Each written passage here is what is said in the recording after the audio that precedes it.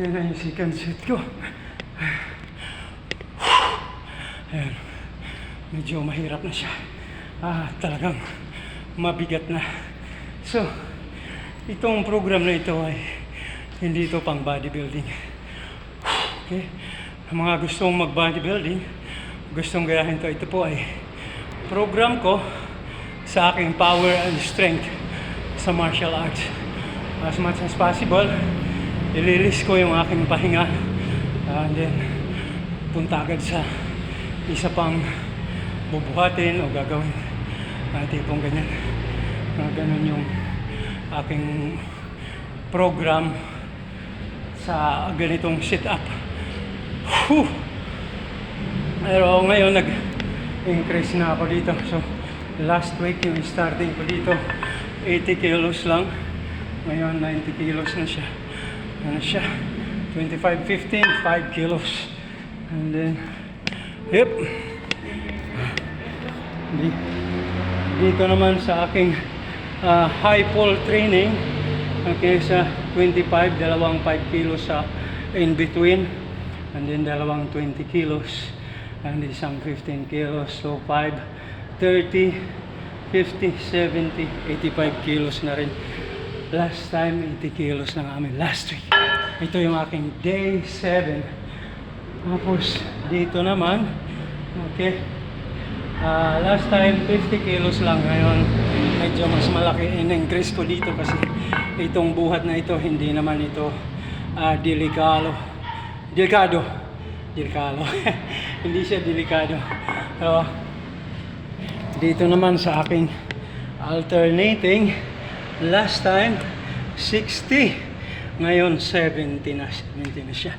And then yung aking under grip pull up o chin up. So ganun ginagawa ko dahil pag sa under grip mas tinatamaan yung aking abs, yung upper abs ko. Then ganun din yung bicep ko kumpara doon sa pull ups na yung nakaganon pa. Dito mas tinatamaan kasi yung abs. Sa mga katulad kong matanda na, hindi kagaya ng dati, masipag ako mag-abdominal exercises. Ngayon, more on, ano na ako, yung mga bagay na lang na kailangan ko. Ibig sabihin, bonus na lang sa akin ngayon, yung abs. Pero darating ali ako doon. Hindi nga lang ako nakapokus sa abdominal exercise kasi hindi yun talaga ang aking focus. Right? So, ngayon sabi ko sa mga gustong gayahin ito, okay, doon muna kayo sa tamang weight na kayang-kaya ninyo, yung hindi kayo masasaktan. And then as much as possible, observe nyo yung aking position, yung aking execution. Pag nagbubuhat ako, talagang tight, naka-engage lahat. Okay? Pati yung ipin, kakagat yung ganun. Bite nyo talaga ng yung inyong mga bagang, ganun siya. At mas maganda kung mayroon kayong mga mouthpiece. Sinsya na kayo sa mga salita ko at ako'y waray, talagang bigla nag-iiba yung sinasabi ko. At halimbawa dito, lalo na sa mga squatting, talagang engaged dapat lahat yan. Okay? Kaya sabi ko, yung inyong ipin pababa, yung inyong shoulder, chest, arms, core, back, spine, glutes, quads, at inyong mga calves, naka-engage lahat yan, pati yung inyong mga paa. Nandun lagi ang bigat pag bumubuhat yan, lalo mga standing position.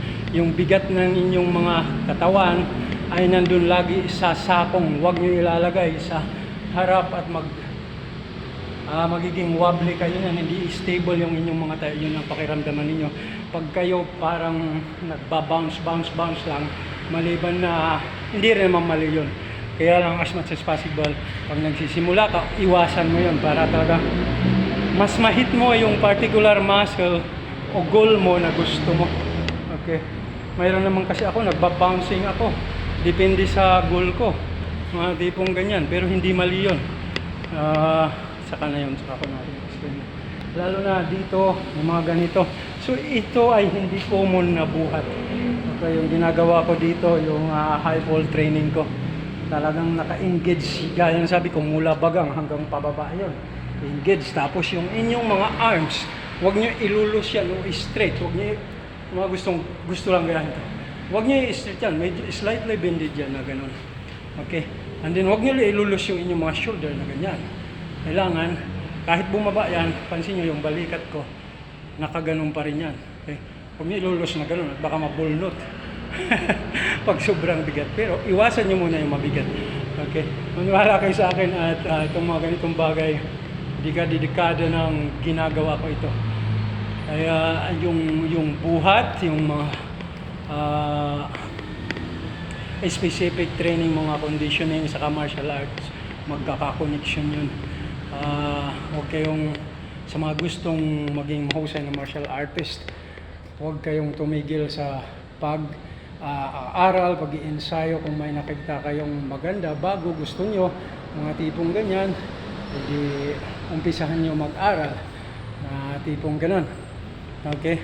Huwag nyo nang gayahin yung mga nakafix lang ang utak na doon lang sila nakapokus sa mga arts nila.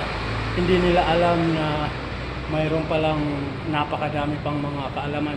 Kasi habang tumatagal, mas nalalaman mo kapag nagpapatuloy ka mag-aral, mas nalalaman mo na napakadami mong hindi alam. Kung ang alam mo lang, halimbawa, arnis lang, puro palo-palo lang, hindi mo alam na pag sinabayan pala ng arnis ng sipa ay mas effective, o pag sinabayan ng arnis ng grappling, mas effective siya. Ang mga tipong ganyan, o stick, o di kaya wrestling, mas effective siya. Arnis, boxing, mas effective siya. Yung mga tipong ganyan, basta mag-evolve kaya. Alright? Yeah. At siyempre, huwag niyo kakalimutan to. Napaka-importante nito. Mga ganito, mga strength and power training. Huwag lang puro martial arts din. Dahil ito, una-una, mas lalakas kayo, mas magkakaroon kayo ng power.